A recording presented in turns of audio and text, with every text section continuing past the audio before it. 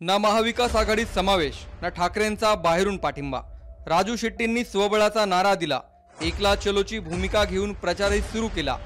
पण ठाकरेंनी धैर्यशील मानेंविरोधात उमेदवार जाहीर करून राजू शेट्टींच्या संकटात भर टाकली आहे। एकीकडे धैर्यशील मानेंमागे भाजप आणि अजित पवार गटाने ताकद लावली असताना राजू शेट्टींविरोधात मविया आणि वंचितनेही उमेदवार दिलाय। त्यामुळे हातकणंगलेत होऊ घातलेल्या चौरंगी लढतीमुळे मतांचं विभाजन होऊन फायदा कुणाला आणि तोटा कुणाचा, त्याचं समीकरण नेमकं काय आहे ते या व्हिडिओत समजून घेऊ। व्हिडिओला सुरुवात करण्यापूर्वी महत्त्वाची आठवण, मटाचं यूट्यूब चॅनल तुम्ही अजून सबस्क्राइब केलं नसेल तर ते जरूर करा।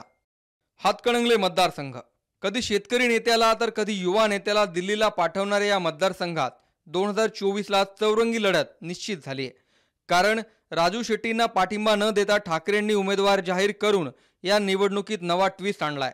या मतदारसंघातलं पक्षीय बलाबल पाहता मतांचं विभाजन हे आता मोठ्या प्रमाणात होणं अपेक्षित आहे।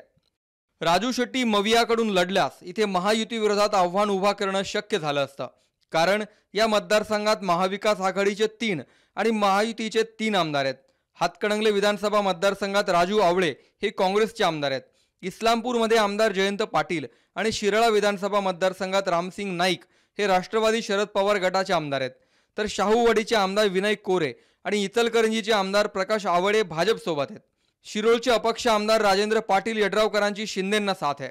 मवियाच्या पाठिंब्यामुळे राजू शेट्टींना जयंत पाटील, रामसिंग नाईक आणि राजू आवळेंची साथ मिळाली असती। शिवाय स्थानिक पातळीवरील मवियाच्या ताकदीमुळे राजू शेट्टींचं पारडं जड झालं असतं। मात्र आता हातकणंगलेतील मवियाची सगळी ताकद सत्यजित पाटलांना मिळेल।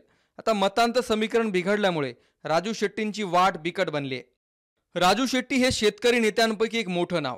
त्यांनी यावेळी जरी स्वबळावर लढण्याचा निर्णय घेतला असला तरी 2004ला अपक्ष आमदार होत 2009 पासून आघाड्यांच्या राजकारणाला सुरुवात केली। 2009ला रिपब्लिकन डावी लोकशाही आघाडी म्हणजेच रिडालोसच्या पाठिंब्यावर पहिल्यांदा संसद गाठली। 2014ला महायुतीच्या ताकदीमुळे बळ वाढलं। भाजप शिवसेनेच्या साथीमुळे राजू शेट्टींचं 1.5 लाख मताधिक्य वाढलं। पण 2019ला महायुतीची साथ सोडणं राजू शेट्टींना महागात पडलं। राजू शेट्टींना काँग्रेस राष्ट्रवादीने पाठिंबा दिला, पण 1 लाख मतांच्या लीडने धैर्यशील मानेंनी शेट्टींचा पराभव केला। वंचितच्या उमेदवाराने 1.25 लाख मतं घेतल्याने राजू शेट्टींचा दारुण पराभव झाला। धैर्यशील मानेंविरोधात तुल्यबळ उमेदवार म्हणून राजू शेट्टींना उद्धव ठाकरे पाठिंबा देतील अशी शक्यता होती, पण ही शक्यताच राहिली।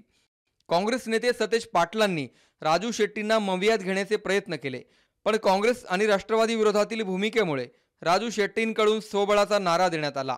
मवियात न जाता ठाकरे गटाचा पाठिंबा मिळवण्यासाठी शेट्टींकडून प्रयत्न झाले, पण ठाकरे गटाच्या मशाल चिन्हावर निवडणूक लढण्यास शेट्टींनी नकार दिला। स्थानिक शिवसैनिकांच्या आग्रहामुळे उद्धव ठाकरेंकडून हातकणंगलेत माजी आमदार सत्यजित पाटलांना तिकीट जाहीर झालं। ठाकरेंनी राजू शेट्टींना पाठिंबा दिला असता तर हातकणंगलेतील मवियाच्या ताकदीवर राजू शेट्टींचं बळ वाढलं असतं। मात्र ठाकरेंनी ही उमेदवारी दिली, त्यातच वंचितनेही जैन उमेदवार उतरवल्याने राजू शेट्टींना चौरंगी लढतीतून विजयाचा मार्ग काढावा लागणार आहे। मवियासोबत जाण्यास राजू शेट्टी अनुकूल नाहीत, मात्र मवियाने बाहेरून पाठिंबा देण्याची अपेक्षा राजू शेट्टींना असतानाच ठाकरेंनी धैर्यशील मानेंविरोधात उमेदवार जाहीर करून राजू शेट्टींची डोकेदुखी वाढवली आहे। ठाकरेंनी शेट्टींची संसदेची वाट बिकट केली आहे का? याबाबत तुमचं काय विश्लेषण आहे ते कमेंटमध्ये जरूर कळवा। हा व्हिडिओ तुम्ही फेसबुकवर पाहत असाल तर महाराष्ट्र टाइम्सचं फेसबुक पेज लाईक करा आणि यूट्यूबवर पाहत असाल तर मटाचं यूट्यूब चॅनल सबस्क्राईब करायला विसरू नका।